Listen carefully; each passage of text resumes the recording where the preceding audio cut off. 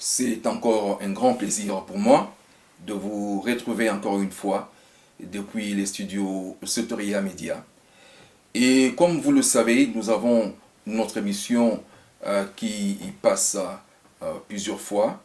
Et aujourd'hui encore, dans Sois éclairé, nous voulons vous proposer quelque chose d'assez exceptionnel. Pourquoi je parle d'exceptionnel? Parce que déjà, nous avons vu, ou encore je dirais, nous sommes en train de voir le monde évoluer. Nous parlons souvent, depuis un certain temps, nous parlons tout simplement de la fin de temps. Et comme vous le savez, dans la parole des dieux, particulièrement, je voudrais citer le livre de Matthieu, chapitre 24. Matthieu, chapitre 24, nous dit quelque chose d'assez pertinent. Lisons un peu quelques passages. Lorsque je regarde dans Matthieu, chapitre 24, je remarque que finalement, il y a quelques points que le Seigneur nous a énumérés, nous a donnés, pour montrer, pour nous dire, lorsque vous verrez ces choses, sachez que vous êtes dans les derniers temps ou encore vous êtes dans les temps de la fin. Et vous comprenez déjà que nous avons déjà vu beaucoup de ces choses et les signes que le Seigneur lui-même a donnés, que Jésus a donnés, sont en train de s'accomplir, en tout cas avec une certaine précision extraordinaire. Par exemple, lorsque vous lisez le livre de Matthieu 24, vous avez tous les détails. La Bible nous dit que vous aurez les bruits des guerres, que vous entendrez des guerres et les bruits des guerres. Et vous verrez justement une nation s'élever contre une nation. Vous verrez aussi du royaume contre royaume. Vous aurez des famines par-ci, par-là, des tremblements des terres. Vous verrez aussi que dans les derniers temps, il y aura un certain refroidissement de l'amour. Vous verrez aussi d'autres choses assez importantes, et c'est ce que nous voyons aujourd'hui, et c'est les faux prophètes. Beaucoup viendront au nom de Jésus, mais en réalité, ils sont venus tout simplement pour leur vendre, pour leurs besoins. Et toutes ces choses sont en train de s'accomplir avec une certaine acuité, avec une certaine précision extrêmement précise. Non seulement, lorsque nous lisons déjà dans le livre de Matthieu 24, nous pouvons aussi ajouter aussi, pourquoi pas, quelque chose aussi, un autre verset qui est important aussi dans le livre de Luc. Dans Luc chapitre 19, et là je vais le lire rapidement parce que je vais expliquer un peu le contexte. Jésus arrive près de Jérusalem. Il arrive près de Jérusalem, il regarde, il est en train de rentrer, des gens bien sûr sont en train de crier tout et tout et tout. Et là, soudainement, il dit quelque chose au verset 41. Il dit, comme il s'approchait de la ville, Jésus, en la voyant, pleura sur elle et dit, Jésus est en train de pleurer sur Jérusalem. Et c'est là la grande question. Pourquoi Jésus pleure sur Jérusalem? Il nous fait comprendre le verset 42. Il nous dit, si toi aussi, au moins, en ce jour qui t'est donné, tu connaissais les choses qui appartiennent à ta paix. Mais maintenant, elles sont cachées à tes yeux. Jésus parle à Jérusalem, il pleure pour Jérusalem, parce que justement, Jérusalem n'a pas connu le temps de la visitation. Il est venu visiter. Le temps de la visitation est très important. Bien-aimé, il a vu que, mais ce peuple, cette ville, ne reconnaît pas, ne voit pas des signes, ne voit pas, que ce peuple ne découvre pas, ne discerne pas la visitation de Dieu, la visitation du Seigneur.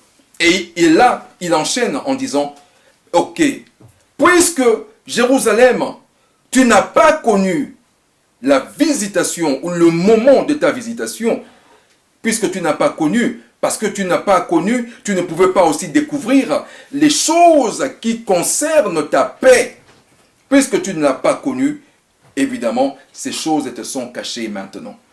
Bien-aimé, cette parole est extrêmement importante. Aujourd'hui encore dans le monde, ceci est important. Pourquoi? Parce que dans le monde aujourd'hui, beaucoup, et je parle aussi de la vie chrétienne, de nos bien-aimés, beaucoup ne connaissent pas le temps de la visitation de Dieu dans leur vie. Lorsque Dieu te visite, beaucoup ne savent pas que tel ou tel événement, telle chose ou telle parole, c'est Dieu qui me visite. Et puisque tu ne connais pas, évidemment, les choses importantes de ta vie seront justement cachées. Et puisque ces choses seront cachées, voilà comment nous sommes en train de mourir ou d'avoir aussi des problèmes assez extrêmement graves dans nos vies. Et je prends cette parole justement pour voir le monde aujourd'hui. Le monde aujourd'hui ne se rend pas compte de la visitation du Seigneur aussi. Parce que Dieu nous visite aussi. C'est vrai que nous sommes dans les derniers temps, mais Dieu nous parle toujours. Il nous parle au travers de sa parole, au travers des prophéties, des choses qu'il a déjà dites il y a longtemps.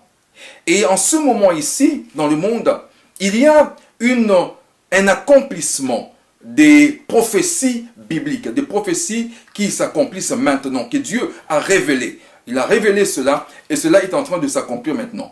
Et parmi ces prophéties, il y a quelque chose d'assez important que nous voudrons soulever.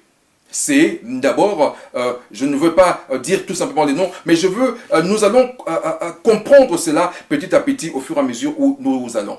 Parce que lorsque nous comprendrons cette prophétie, nous allons comprendre aussi que nous sommes réellement dans le dernier temps, dans les temps de la fin.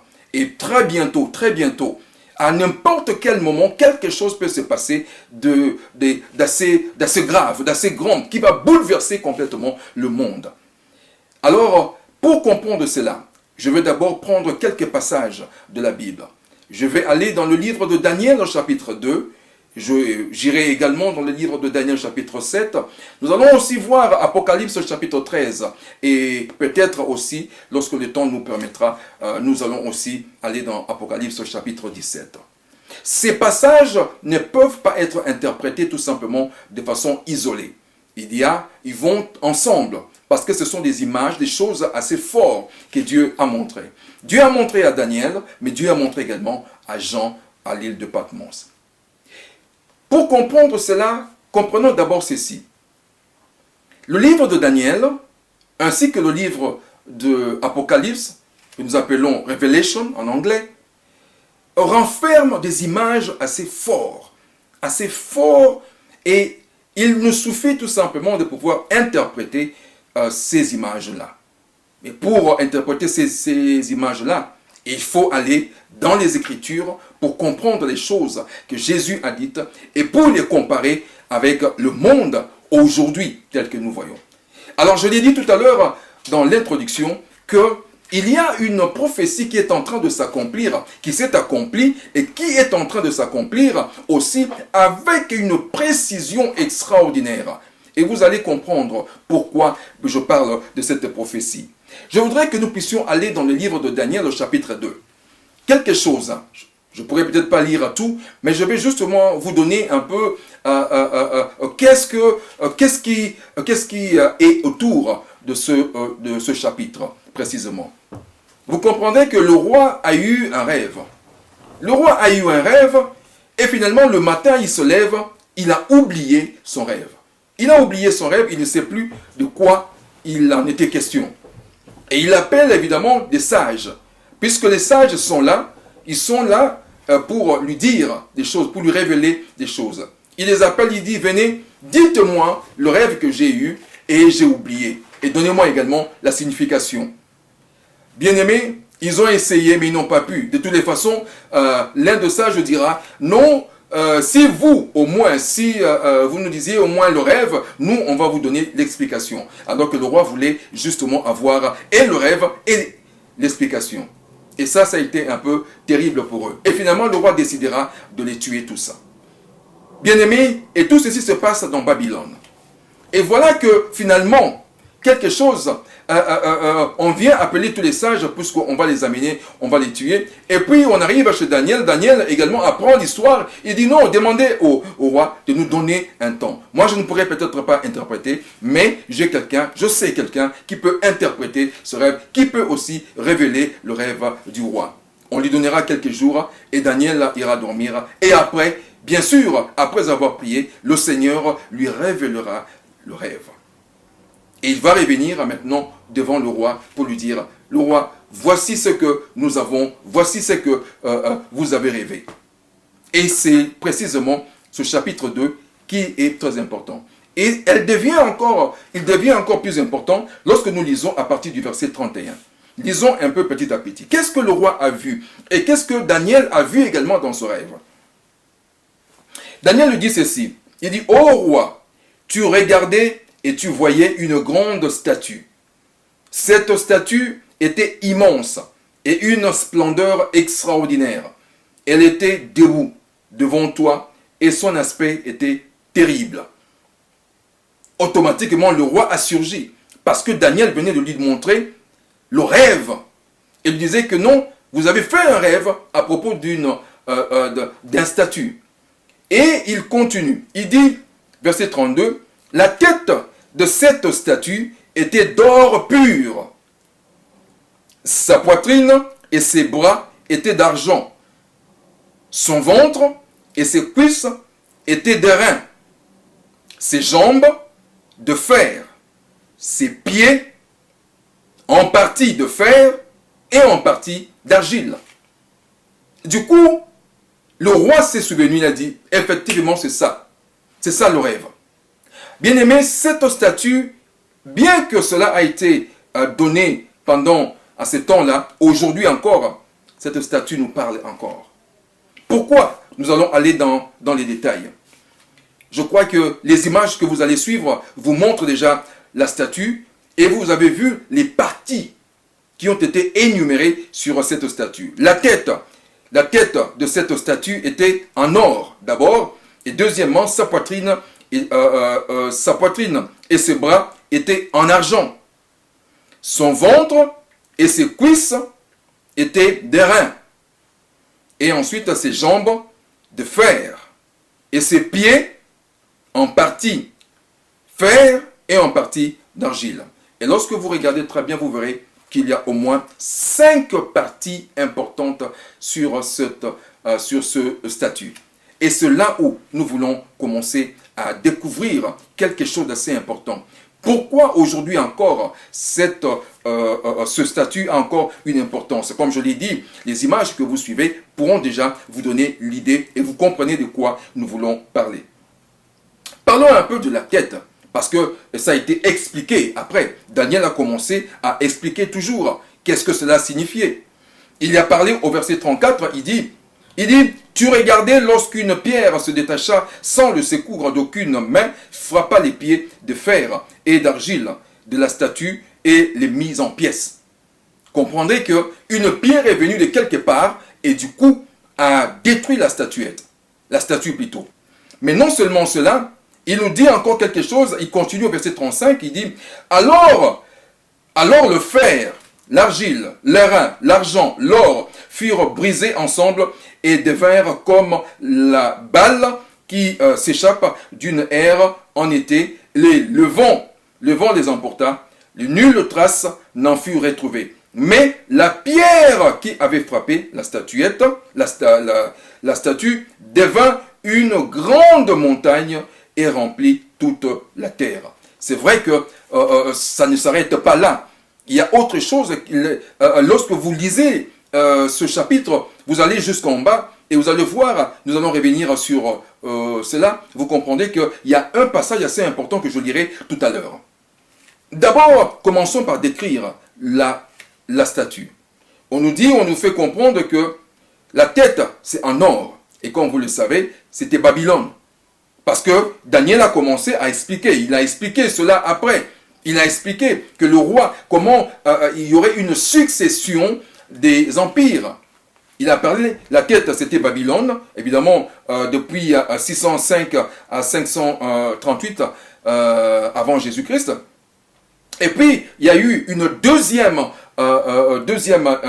y a eu un autre empire qui est venu après, c'était l'empire perse, qui est descendu encore, c'était aux alentours de 530-331 également. Et il y a eu un troisième empire qui est descendu, c'était la Grèce, évidemment. Et la Grèce, vous vous souvenez de Alexandre le Grand, qui a combattu, qui a gagné pratiquement toute, je dirais, pas toute la planète, mais en tout cas une grande partie. Et l'histoire nous dit quelque chose d'assez extraordinaire. On nous dit que à un certain moment, Alexandre a tellement combattu et il n'y avait plus de guerre à faire parce qu'il avait conquis pratiquement tout. Et il est resté dans sa maison, à l'âge au moins de 30 ans, quelque chose comme ça. Il est resté au moins dans sa maison, commençait à pleurer parce qu'il s'est demandé, mais qu'est-ce que je veux faire maintenant? Parce que je n'ai plus rien. Il aimait beaucoup la guerre. Et donc, il y a eu la Grèce qui est devenue 331 à 168, tout ça. Et puis, nous avons aussi, comme quatrième empire qui est venu encore dominer le monde, c'était justement l'Empire romain. C'est là où l'histoire devient intéressante. L'Empire romain a pris et a dirigé au moins le monde pendant longtemps.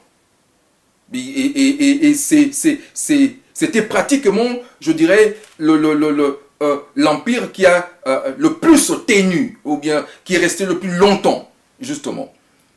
Et après sa domination, évidemment, nous allons voir que quelque part, la cinquième partie, parce que beaucoup de gens qui étudient évidemment la parole de Dieu, des fois s'arrêtent tout simplement à ces 4 empires. Babylone, Perse, Grèce et puis Rome. Mais ils oublient qu'il y a une cinquième partie qui est très importante. La cinquième partie où on nous parle des jambes. Des jambes qui sont mélangées justement avec l'argile, le fer et l'argile. Le verset 33 nous le dit. Ses jambes de fer, ses pieds en partie fer et en partie argile. Lorsque vous regardez la statuette, ou encore la statue, vous allez comprendre que normalement, les quatre empires qui sont venus, il y a eu tout simplement une cassure complète entre les minéraux qui sont entre les parties. L'or, pour la tête, nous avons vu poitrine et la poitrine en argent. Donc il y a une démarcation. L'or, ça s'arrête. Maintenant, une autre partie commence. L'argent commence.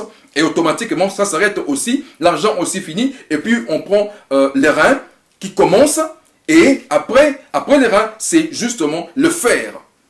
Et le fer, bon, qui est considéré aussi un peu comme étant le plus solide, et puisque cet empire romain a pris du temps à vraiment coloniser, si vous voulez, le monde entier. Mais la cinquième partie, c'est là où beaucoup des analystes, ou encore je dirais des personnes qui étudient la parole de Dieu, de foi s'arrêtent. Pourquoi? Parce que vous allez comprendre que désormais, c'est la seule partie où il y a le fer qui était dans la précédente partie, descend et continue avec, et maintenant s'allie, se mélange avec l'argile. C'est un mélange assez compliqué. Le fer et l'argile. C'est là où le grand problème. Et le pied, comme vous allez le comprendre, le pied a justement 5 doigts. 5 doigts. Nous avons ensuite 5 orteils. 5 orteils, ça fait 10 orteils. Cette signification, cette description est tellement importante. Pourquoi elle est importante? Parce que la parole de Dieu en parle. Et vous allez voir aussi que dans le livre de Apocalypse chapitre 13, on en parle aussi. Alors, laissez-moi lire un peu avant de continuer. L'Empire romain a gagné le monde et maintenant, c'était le tour. Maintenant, nous sommes à la cinquième partie qui est très importante. 43 nous dit ceci, le verset 43 de Daniel chapitre 2. Nous lisons, « Tu as vu le fer mêlé avec l'argile. » Ça, c'est Daniel qui parle encore. Voilà comment il dit. Il dit, « Tu as vu le fer mêlé avec l'argile parce qu'ils se mêleront par des alliances humaines. » Par des alliances humaines. Par des alliances humaines. Mais ils ne seront point unis l'un à l'autre, de même que le fer ne s'allie point avec l'argile. Un grand problème là. Là, évidemment, c'était une autre empire qui venait de voir le jour. Et là, c'est là où l'histoire commence à s'ouvrir devant nous. Bien-aimés, dans les années antérieures, évidemment, surtout dans la période médiévale, il y a eu justement un État qui est apparu. Et non seulement un État est apparu, un empire, je dirais, qui est apparu.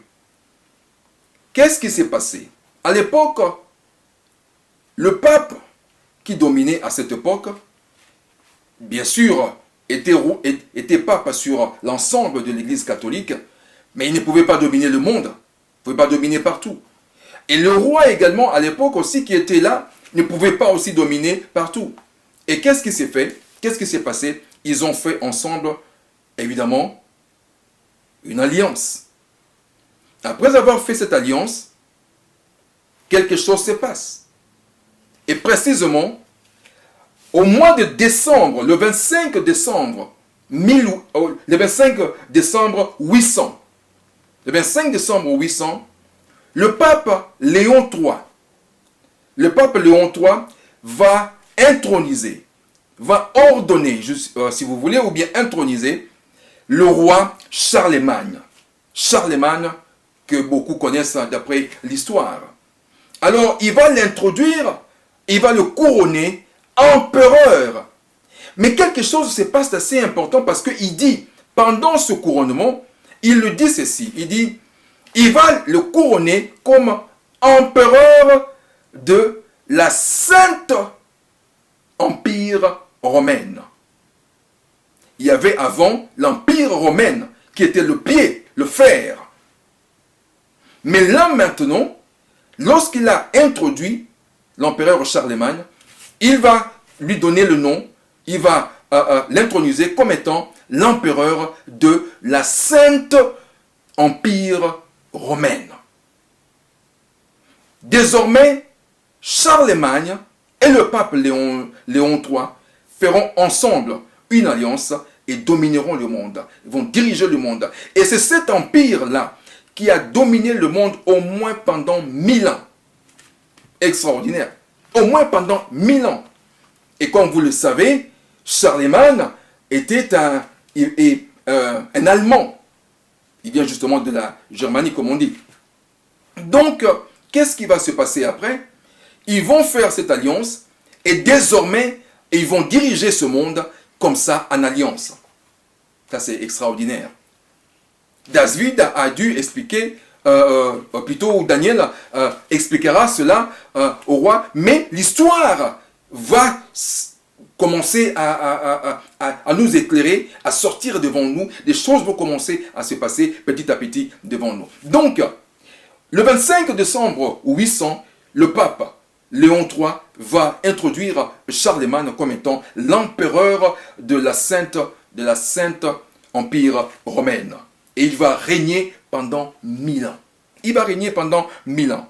Mais après cela, évidemment, après son règne, ceux qui vont suivre après, ce roi ou bien encore sa descendance n'a pas pu maintenir évidemment cet empire parce que quelque part, je crois, autour de 1806, oui, Napoléon va descendre et puis va combattre et gagner justement, battre justement ce roi. Ce roi, le dernier roi qui était resté, c'était Francis d'Australie, enfin pas Australie, Autriche, comme on l'appelait. Il va abdiquer, évidemment, sous la défaite justement devant Napoléon à Orléans. Ils vont traiter justement, ils vont faire un traité ensemble pour dire combien, évidemment, il capitule. Évidemment, Napoléon va prendre le dessus. Et c'était là où on pouvait dire la fin de l'empire de la Sainte Empire romaine.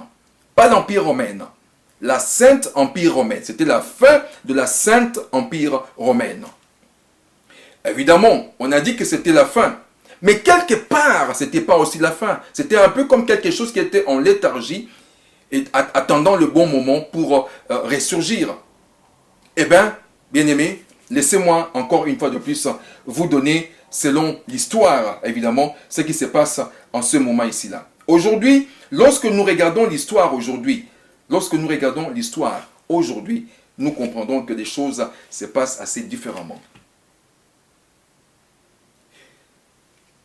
Dans les années 1992 ou bien 92, l'Europe s'est réunie.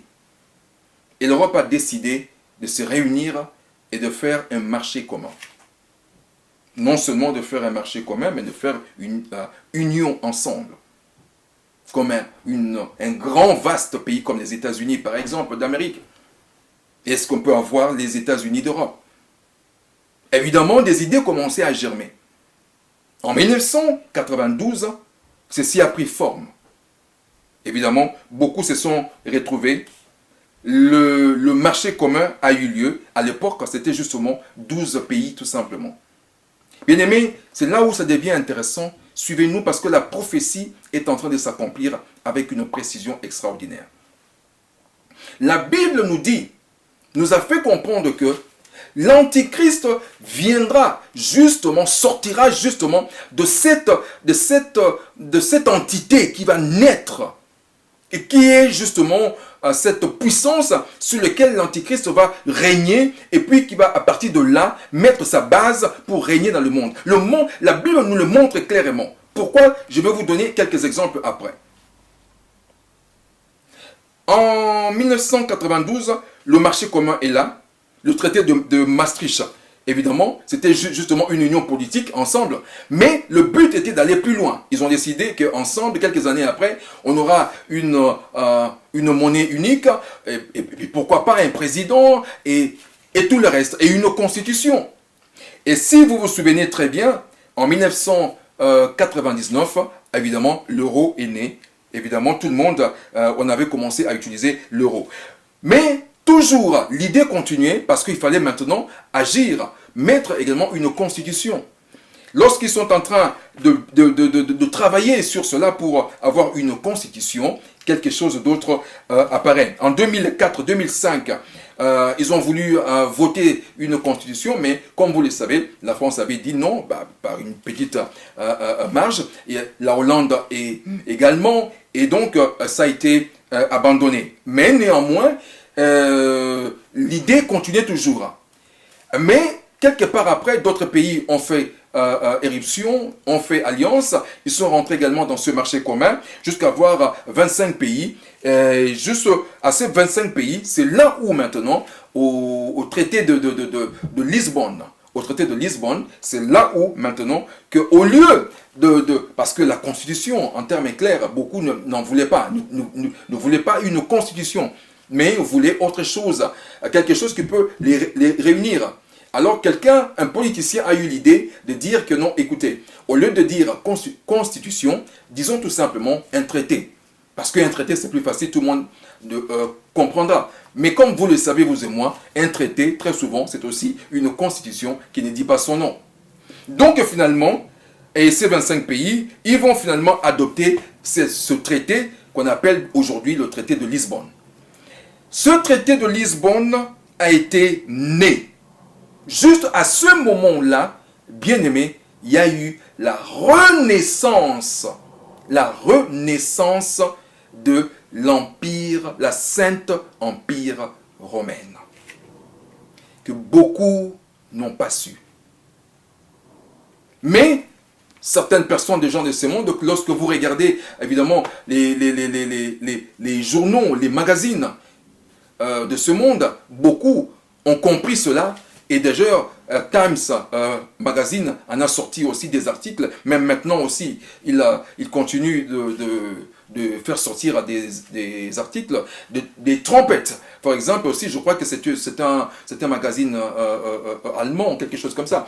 Là-bas aussi, ils ont commencé aussi à sortir d'autres articles pour montrer qu'il y a eu une naissance, la naissance de la renaissance de la Sainte Empire romaine. Très important, bien aimé. Pourquoi c'est très important?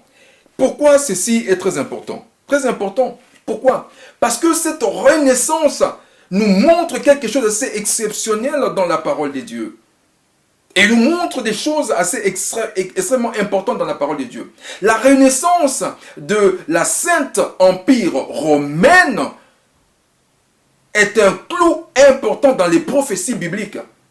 Parce que c'est justement cette base, elle sera la base justement de la puissance, sinon de l'autorité de l'Antichrist qui viendra.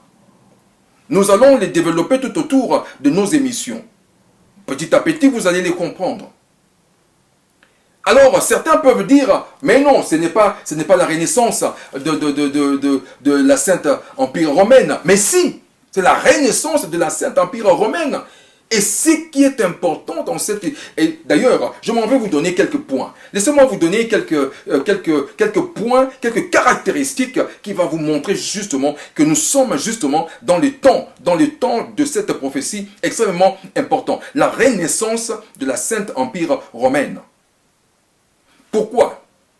Premièrement, lorsque ils ont... Le premier indice que je voudrais vous donner, c'est lorsque ils ont construit justement ce marché commun.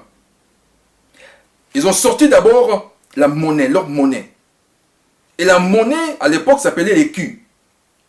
Et l'écu, justement, lorsque vous regardez, vous allez voir dans l'écu l'effigie. L'effigie, si vous voulez la photo, comme vous pouvez l'appeler, l'effigie de qui? De Charlemagne. Je crois que les images vont vous le montrer.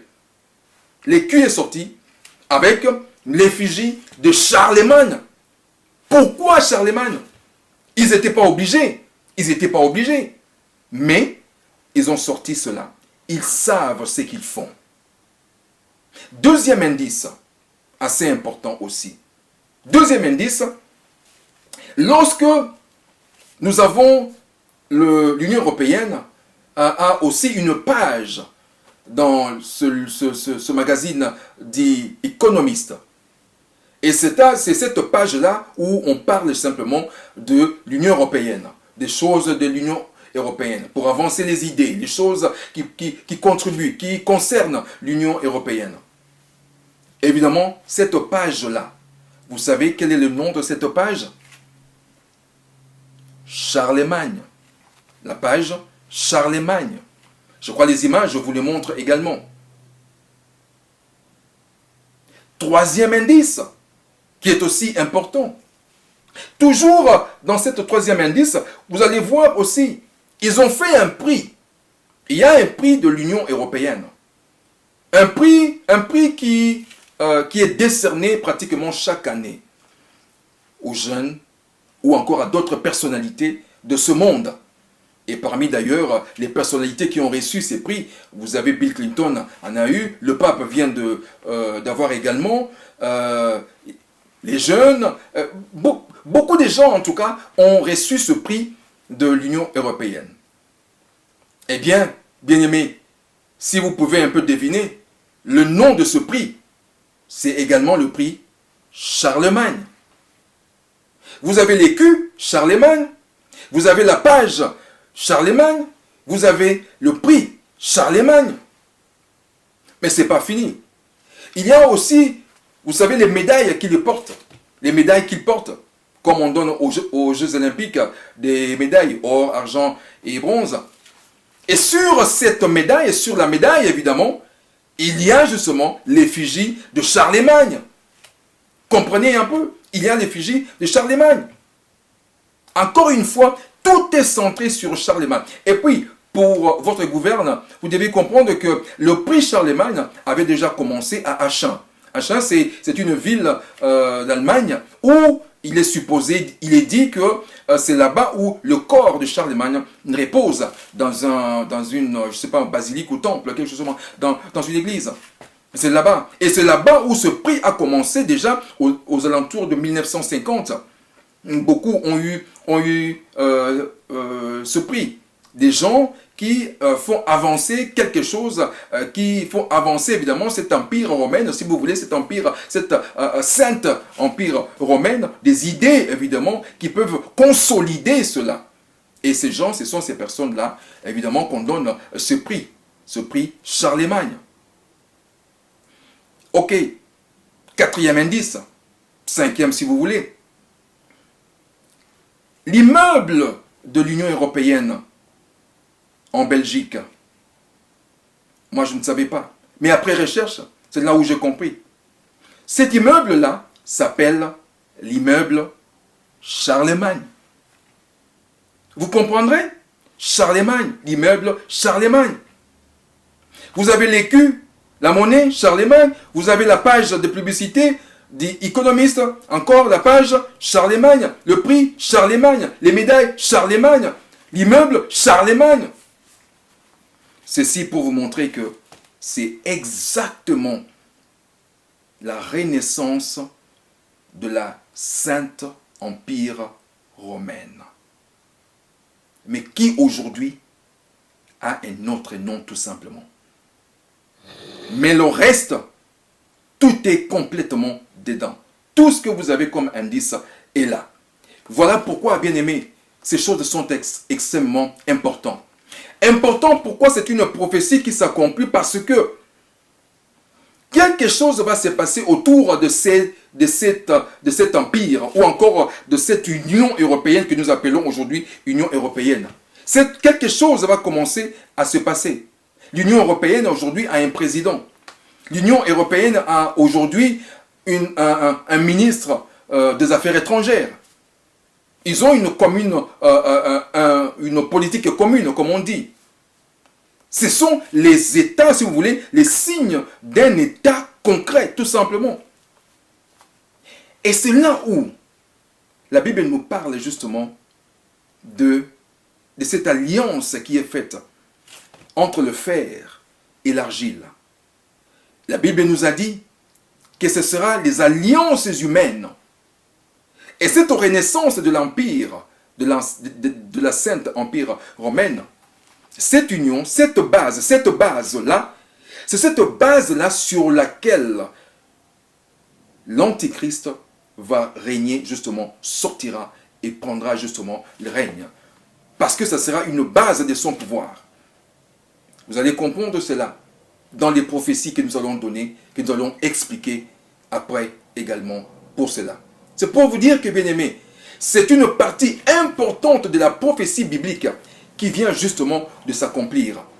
Et qui s'est accompli aujourd'hui, dans le temps où nous sommes maintenant. La parole de Dieu nous a dit, Jésus nous dira que cette génération ne passera point, car vous verrez ces choses. Et nous sommes en train de voir ces choses. À n'importe quel moment maintenant, quelque part, quelque chose peut arriver. Savez-vous, on a parlé de Armageddon et tout le reste. Est-ce que vous savez qu'à l'heure actuelle, en Irak ou en Syrie, où les gens sont en train de se battre là-bas maintenant, nous avons au moins 10 nations qui sont en train de se battre là-bas. 10 nations complètement différentes en train de se battre sur ce territoire-là. Ce territoire n'est pas loin de l'histoire où va se passer Armageddon. Bien-aimés, je reviendrai sur cela encore une autre fois. Mais je voudrais justement vous donner cet indice de la renaissance de la Sainte Empire romaine. Retenez cela, car c'est un point important qui va aujourd'hui, nous allons comprendre cela. Times Magazine en a parlé. Regardez, même Le Monde en parle. Même Le Monde en parle. Time Magazine en a parlé. The Trumpet en a parlé. D'autres journaux encore en parlent. J'ai vu aussi ailleurs, on en parlait, j'ai complètement oublié le magazine, mais je vais en chercher également pour vous présenter cela. Donc, on en parle. Aujourd'hui, les gens savent, les gens avertis peuvent comprendre. Regardez ce que Jésus a dit à Jérusalem. Il a dit, Jérusalem, puisque tu n'as pas connu le temps de la visitation, puisque tu n'as pas connu, tu n'as pas discerné ce qui est aujourd'hui, ce temps ici-là, les choses concernant ta paix t'est cachée. Il y a beaucoup de gens aujourd'hui qui ne savent pas le temps où nous sommes, le temps dans lequel nous sommes aujourd'hui. Bien aimé, je reviendrai sur cela. Je reviendrai pour vous parler de Brexit, parce que ça va toujours dans le même sens. Brexit nous donnera aussi autre chose d'assez important. Pourquoi aujourd'hui la Grande-Bretagne est sortie de l'Europe? Tout ceci à la lumière de la parole de Dieu. Que le Seigneur vous bénisse.